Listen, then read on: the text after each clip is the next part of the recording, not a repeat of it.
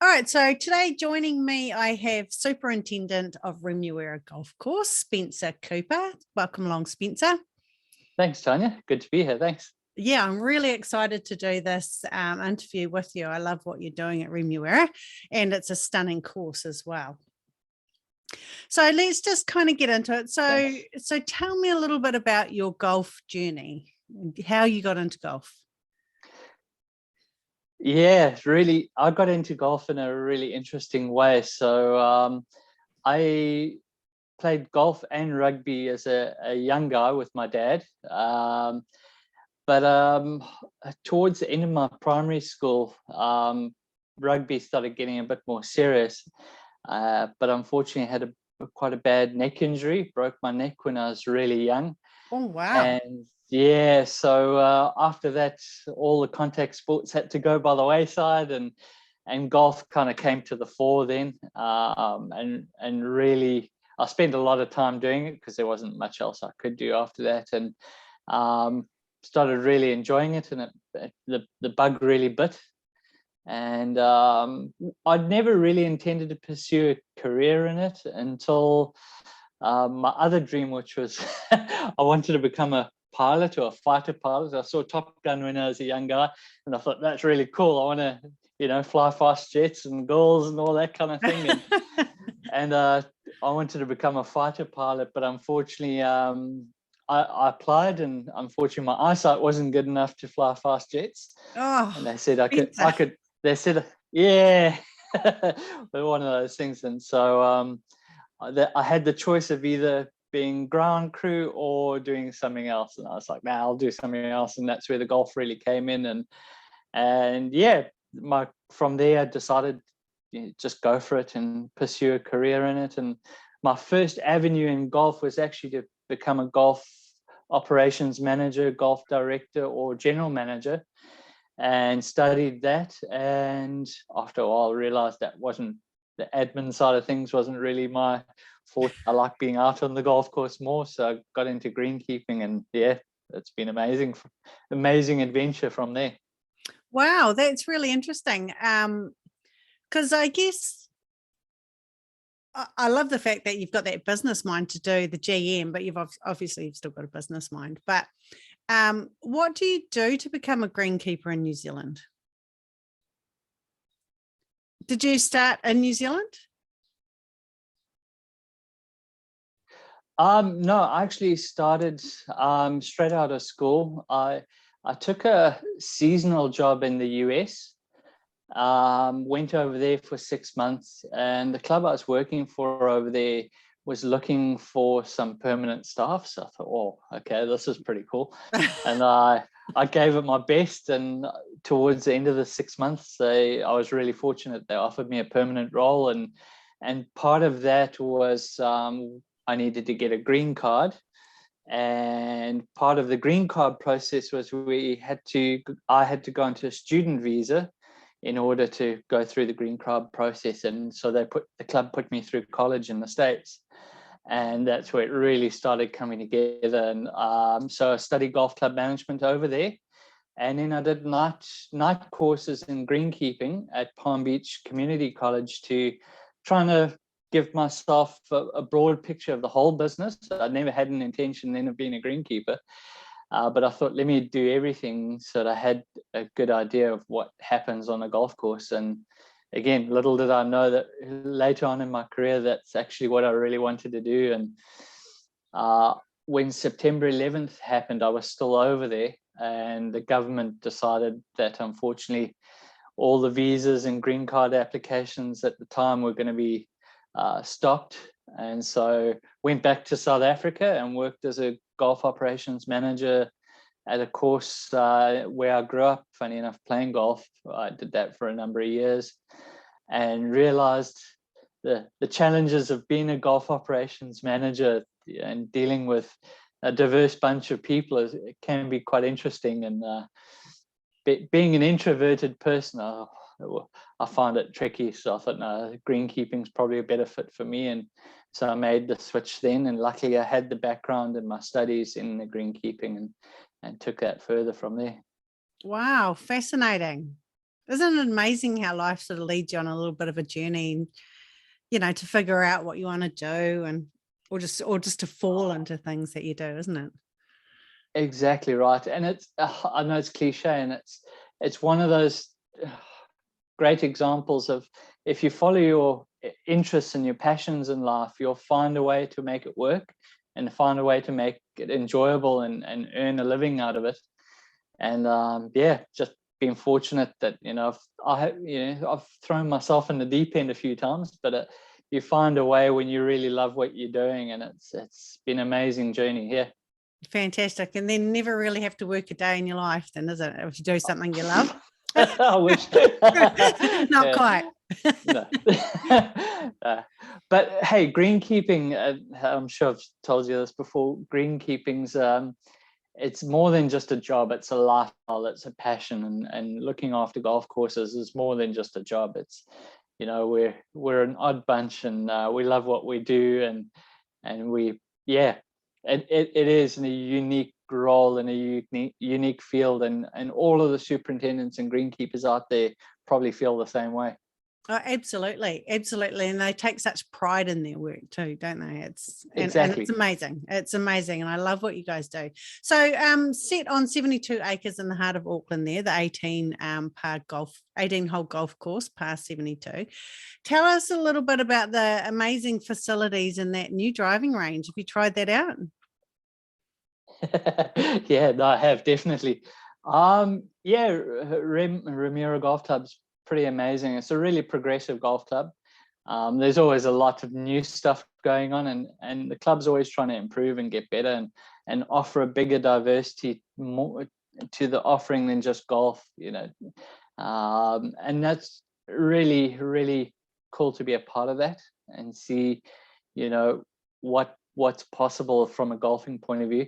And this driving range that's been built recently is a great example. They've just branded it and called it Velocity.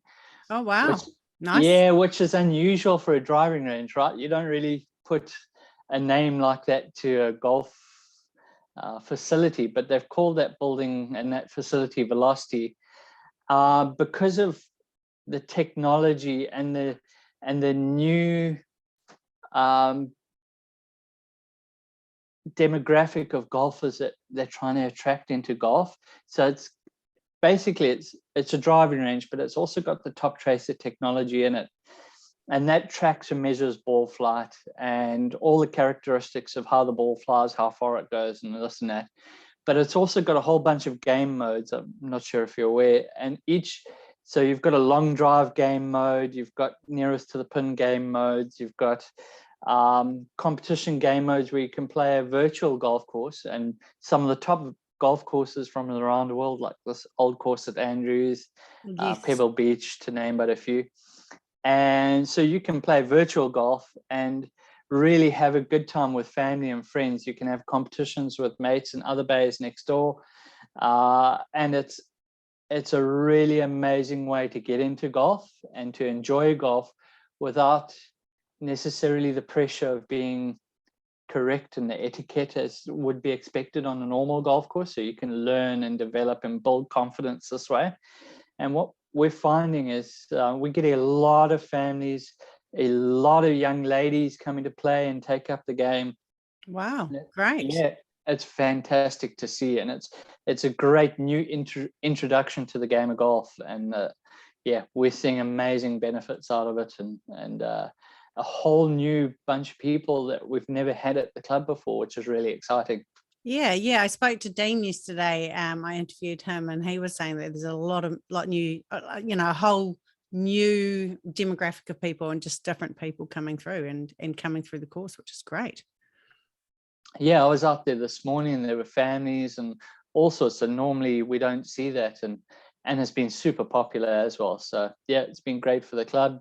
And the nice thing with the new building is, if you're not hitting balls, you can sit inside, you can watch the screens and watch how your mates are performing. You can watch a bit of sport, order a pizza, have a beer, there's music playing. So it's a bit of an entertainment zone as well, which breaks the norm too. Sounds like the place to be. Totally. Nice. So Remuera Golf Course is GEO certified, and I think that is fantastic. And you've done an amazing job in doing that. So tell me a little bit more about what it takes to be GEO certified and about all the amazing work that you're doing there. Thanks. Yeah, GEO is an amazing program. So it stands for Golf Environmental Organization. And basically they're a non-profit organization, and they lay out a set of parameters in order to manage a golf facility to the best possible environmental standards. And there's a number of different categories that you follow, and a lot of things within those categories. So it's water, pollution control, community and outreach, and there's a number of others. Sorry, energy Yep. as well, and so on and so forth. And then you try and achieve certain parameters within those, and track and measure all of your performance and improvements over the years in each of those areas. And the whole point about it is obviously to try and drive the sustainability and improve the quality of the land and the product you deliver, but drive sustainability at the same time, reduce your impacts. As a nice little benefit, in a lot of cases, you also reduce your costs because you're finding efficiencies, especially in energy and fuel and that sort of thing. And at the end of the day, if you follow that process and you get to a point where you feel like you've made some progress, you can submit an application to become certified, and an independent auditor comes in and checks what you've been doing versus where you started, because you start with a baseline, and they'll evaluate how much progress you've made. And if you've made enough progress in each of those fields and areas, then hopefully you become certified. And the whole point is that you don't need to be the finished product off the bat. You don't need to be the most sustainable club to be certified. The whole point of it is to become more and more and more sustainable as you go through the progress over the years, and keep trying to find efficiencies, keep trying to get better, because as with all of us, we're not the finished article. We're always trying to improve, right? So that's the whole point. Fantastic. And I know that you've got solar panels up that power your carts and all your machinery and things. Yeah, unfortunately, we haven't done the solar panels yet. Okay. I thought that's definitely on the to-do list. No, that's okay. We looked into doing that. The cost to put up solar panels 4 or 5 years ago was quite high, and it didn't really make sense at that time. We couldn't. It was a big capital outlay. But what we did instead was, when we started the process, I actually found out that we had 3 different electricity service providers for the club, and that was one for the clubhouse, one for the greenkeeper's shed, and one for the pump house. right. And so I bundled all that together and went to the 3 main totally renewable electricity providers in New Zealand, got quotes from all of them, and we actually found we were with any of those 3, we would be saving a bunch of money and CO2 emissions as well. And we decided on a company that was carbon zero certified, and that was going to save us quite a bit of money, and we signed up with them, and we've been with them ever since, and it's been amazing. We're emitting around 16 tons of CO2 less per year just by doing that one thing, and we're saving money. Wow. Fabulous. Yep. Fabulous. And what else? You've got the Predator Free 2050 happening there. You've got little Kereru nesting boxes. Yeah, we're trying all sorts of stuff. So it started with the pest trapping program towards that Predator Free 2050 goal. And we've got 40 odd possum traps out there, 24 rat traps, and 10 stoat and mustelid traps, should I say. And that's been really good. We managed to knock down the numbers of possums and rats, and we haven't caught any stoats or anything like that yet, which is a good sign that there might not be all that many around here. But since then, we've seen a really big explosion, almost an explosion of bird life and species we've never seen before here. In fact, about 2 weeks ago, Bellbird was spotted right next to us in the reserve for the first time in 100 years. They haven't been seen in Auckland for 100 years. Wow. And we're hearing them on the golf course. I haven't seen them yet. A couple of, not this summer, previous summer, we had Patiki duck, a brown teal on our ponds, and they raised 2 little ones. There's only 2,000, about 2,500 of them left in the wild. Wow. So that was really cool. And so, yeah, we're seeing amazing stuff happening with bird life returning, and members are noticing, and neighbors are noticing, and the community is getting involved in the trapping now too. And as you mentioned, helping, we've got members, neighbors of ours that are helping build nesting boxes and this and that, and they're trapping in their backyards all around us. So it's been pretty awesome. Yeah, it's great to start connecting the community and the same sort of desire to, be predator free and just bring in some more bird life and just a bit more nativity. Exactly. Yeah.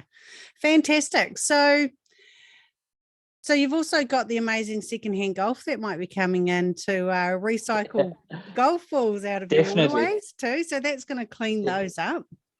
And you've got interesting that forms part of that GEO program. So we'll talk about water conservation and management as well as pollution control. So thank you. You guys are coming in and helping us with that. Fantastic. Another big tick there. And I love that you've got the carp in there, and they've done an amazing job, haven't they? I mean, not everybody's a fan of carp. No. And it depends which carp. Yeah. But yeah, when I started here, our ponds would grow over with algae and weed in summer, and they would start smelling, and they weren't great, and trying to irrigate out of them was a problem. So yeah, we've tried a few different things, and we've improved our water quality a huge amount. And one of the ways is getting the carp in there, and they've kept all our ponds really clean and clear and no smell and really nice. Oh, fantastic. So how hard is it to sort of, are there a number of other golf courses that are trying to start the process of being certified as well, and to sort of start tracking towards that certification? Yeah, there seems to be a huge amount of interest over the last few years in trying to improve on the sustainability side of things, which is really exciting.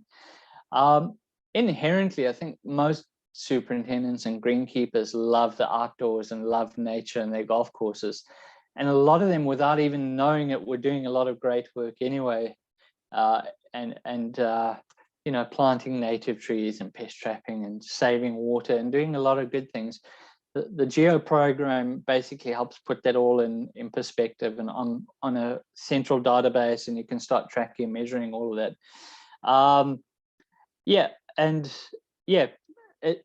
As I say, now that the industry knows what it's all about and people are seeing the benefits, it's amazing to see how open the industry is to it and how it's been taken up. And from last count, I think there's 6 golf courses in New Zealand which are GEO certified. Yeah. Which, if I may add, is more than Australia. So we've got one up on Aussies there. Yes, another one which is always a good thing. And long may that continue. But there's a heap more that have signed up to the program and are going through the process. Definitely more than 20, and it's growing by the day.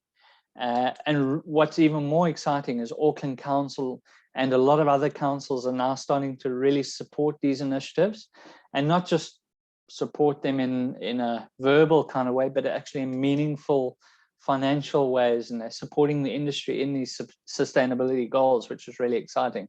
Yeah. And the councils and governments will start using those platforms such as GEO to actually track and measure and watch what's going on. So it's a win-win for everyone, and it's a great partnership. Absolutely. I mean, you've got 72 acres, so that's a lot of green space, over 400, I think there's 400 plus golf courses across New Zealand. So, that's a lot of green space. So it's great to see that there is sort of steps being taken towards, climate control and being environmentally sure. friendly. So For well sure. done. And, Absolutely. Thanks. At a national level, yeah, it's about 20,000 hectares of land in New Zealand that's made up of golf courses. And so the possibilities are huge, not only for predator-free 2050, but, reversing some of the habitat that's been lost and planting more native trees and so on and so forth. And we've actually realized, and through a lot of studies and some of the work that we've been able to do here, is we found that golf courses, if they're managed to a good level, actually sequester more carbon than they emit through their operations each year. So yeah, it's actually proven that you can clean up the environment for surrounding communities and actually add to the community that way too. Yeah, definitely. So that's through the, like, what am I trying to say? Planting trees and just reducing the sort of chemicals and stuff. This is fabulous. Yeah, reducing fertilizers, chemicals, water. But one of the interesting facts that not a lot of people realize is that grass and turf grass that we use on golf courses actually sequesters more carbon into the soil per square meter than trees do, for the most part. Wow. So grass is hugely beneficial for the environment as long as you're managing it in a responsible way. Yeah. And the really amazing thing with grass, as I said, it sequesters the carbon into the soil, so it can't be lost. And right. So yeah, it's pretty amazing. Yeah, absolutely. So fantastic work, Spencer, and I just think it's amazing, which is one of the amazing reasons I wanted to interview you today. So tell me just a little bit about your team and how many people you have involved. You've got quite a team there, haven't you? Yeah, I'm really lucky. I've got an amazing team. The boys are fantastic. So the full-time team, there's 10 greenkeepers, 11 including myself. We've also got a workshop manager in as part of that team. And yeah, we've got an amazing, diverse bunch of boys. They're all mad keen golfers. I'm trying to get a couple of ladies into greenkeeping if you know anyone. That would be great. I was just thinking, you just said, the boys, and it was like, hang on, we need some girls in there by the sounds of it. We do. We really, really do. The industry is crying out for more ladies in the field. So for any ladies listening, please, look it up, apply for jobs. It's a really amazing career line. And we've actually found, and from past experience, that ladies actually tend to be better greenkeepers than the boys, but don't tell anyone. We're probably just a little bit more, what's the right word I'm looking for? Particular or careful, or no, that's not probably it either. No, that's exactly it. Yeah. Ladies, I should say girls, sorry, tend to be a little bit more attention to detail focused, have a bit more of bit more creative than guys. I'm generalizing, obviously. So yes. when ladies rake bunkers or they mow fairways, or they tend to see their work as more of a work of art than just getting a job done. Yes, and absolutely. But also machinery care. We find that for the most part, the ladies tend to look after machinery better and are a bit more gentle on it too. So if there were some ladies that were interested, how do you get involved in greenkeeping? The good news is there's a number of different ways. So there's three main routes to get into the industry. You can either apply for a job and start from the bottom and work your way up, which is kind of how I did it, and most guys do, to be honest. Most guys and girls, sorry. And so start at the bottom, work your way up, see if it's what you really enjoy and what you want to do. And most golf clubs will offer apprenticeships. Okay. I've currently got 4 apprentices at the moment that we're training up, and it's a 3-year program. So it's really technical. You learn various different parts of the industry. So chemical applications, irrigation, electrical, mechanical. It's a hugely diverse and broad field, and you get to learn a lot of different skills that are transferable to a lot of other industries. So you can do an apprenticeship through, and our training provider for that is Primary RTO. And after 2 or 3 years, you can become a qualified greenkeeper.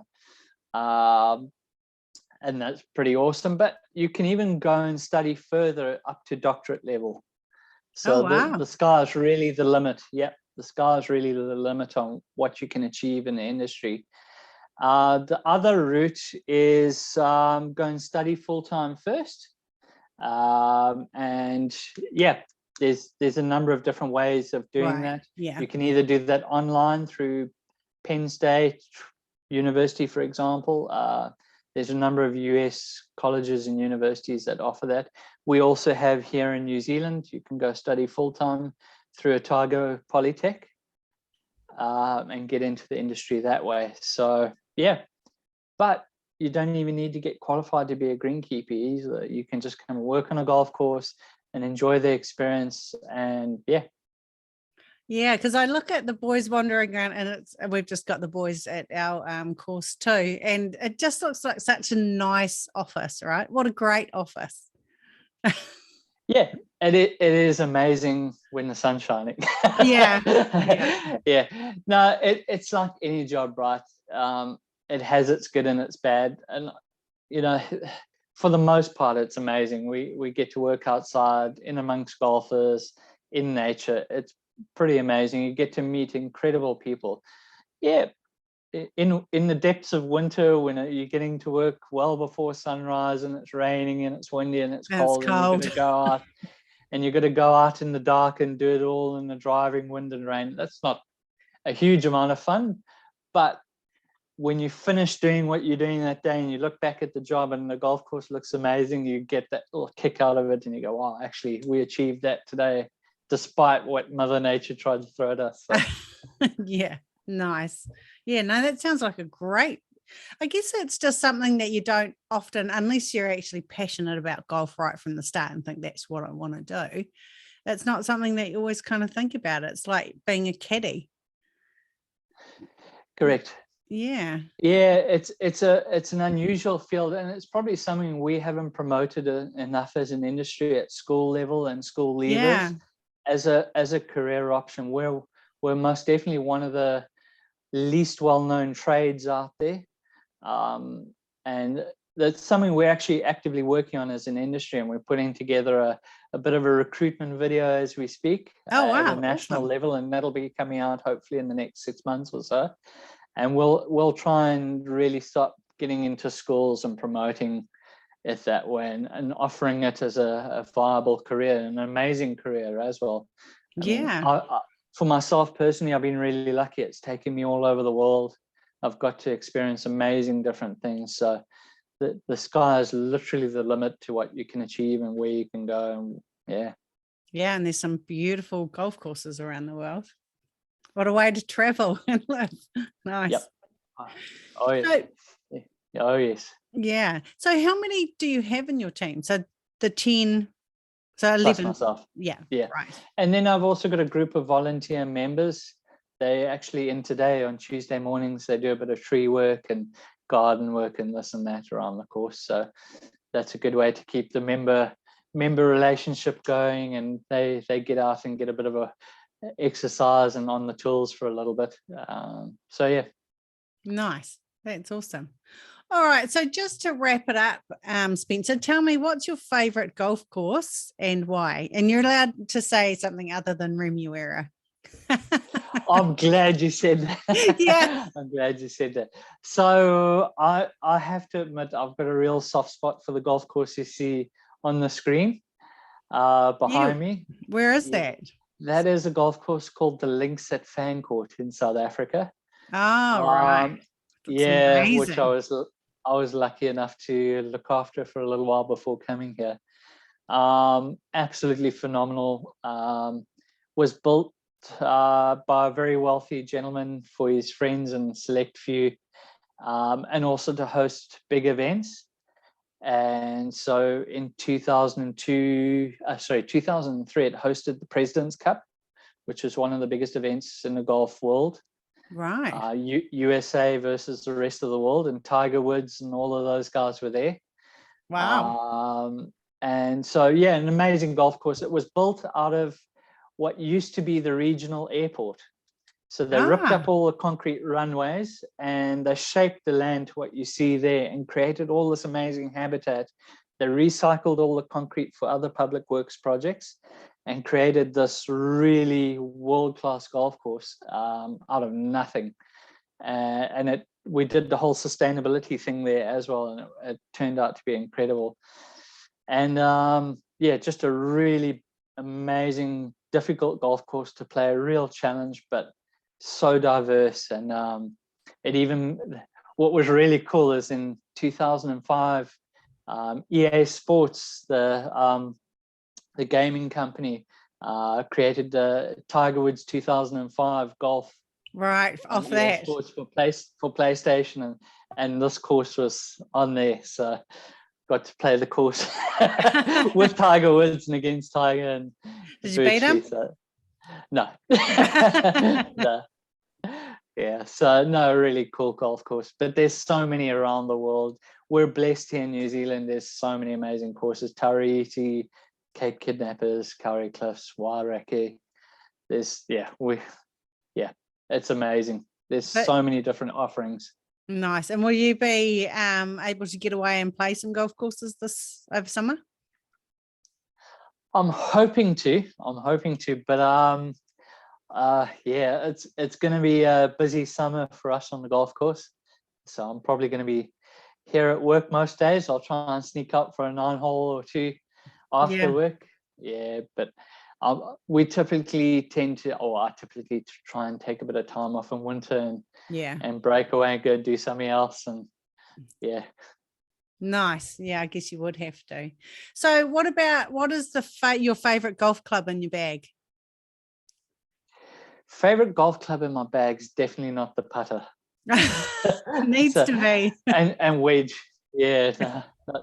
I like, my favorite club in the bag is a driver, the one wood. Yeah. Yeah, that's always, always loved hitting a ball as hard as I can for some reason. I think it's a guy thing, right? Yeah. You just try and beat the daylights out of it and get the anger and the energy out. And so I enjoy hitting a driver, and it doesn't always go straight, but it's still enjoyable. Yeah, absolutely. And how far can you hit your driver? Ooh, getting on a little bit now, so no. That's like asking a lady her age. You don't ask those questions. Come on. Okay, moving on. Yeah, I don't want to embarrass myself now. You already dropped the age bomb in there. All right, so what is your favorite golf ball? Favorite golf ball is the one that goes straight. Oh, which one is that? The one everyone wants. Yeah, the cheapest one that goes straight. Is that better? No, I'm joking. Titleist Pro V1s. Of course. Think, I'm a bit boring, but I like them. Yeah, nice. And then who's your favorite player at the moment? My favorite player at the moment, that's a great question. This is going to sound a bit weird, but he's always been kind of my favorite player. There's one of 2, maybe 3. So when I was younger was Fred Couples. Then it was Ernie Els, for obvious reasons. So funny enough, Ernie was a member at my previous course that you can see in the background there. Yeah. So I was really lucky to hang out with him a little bit. But a guy who's got the most gorgeous golf swing that I've ever seen, and just a really all-round good guy, good dude, just level-headed and down to earth, but also a bit of a cheeky sense of humor, is a guy by the name of Louis Westerhazen, also South African. Yeah. Just an amazing golf swing, good guy. And I was really fortunate to grow up with him. and play a lot of junior golf with him. So Oh, yeah, I'm lucky to count him as a friend and watched his career and how he's performed, and he's done really well over the last year or two again. So it's nice to see him, doing good things. And yeah. no, that's awesome. That's very cool. All right. And then finally, just your favorite quote. Ooh, Any another quote. beer. It doesn't have to be golf. Bring me another beer. No, joking. No, I don't know. I'm well behaved that way. Right. This is going to sound really cliche, but I've always loved the saying, what doesn't kill you makes you stronger. Yeah. And over the last year and a half, 2 years with COVID and all that, I'm going to be careful what I say, because obviously a lot of people have done it really hard, and a lot of people have lost their lives around the world, and it's really, really serious. But the reason why I mention it is because I think out of adversity, we can always learn something. Doesn't matter how bad or how dark things get, or how negative things get. If you look for the silver lining, it's always there. You just have to look for it. Yeah. And believe in it, and you can always learn a lot out of bad things that are happening. And if you choose to look and see. Correct. And that's exactly right. And I this might be controversial, but I've always been a believer that people don't always look for the positive. They don't look for the silver linings. And in this day and age, we have to look for those things. Absolutely. We've got to look for the good in each other. And I think if we're able to change our mindsets and look at the positive in everything that might be going wrong, the world would be a much better place, I hope. Yeah, I agree. Totally. Absolutely. So. All right. Well, that brings us to a bit of a wrap. I better let you get back to work. Thank you for joining us in your lunch break, Spencer. It's a huge pleasure. Thank you. This is a huge privilege. Thank you. You're welcome. Thanks very much for joining us. Thanks, Tanya.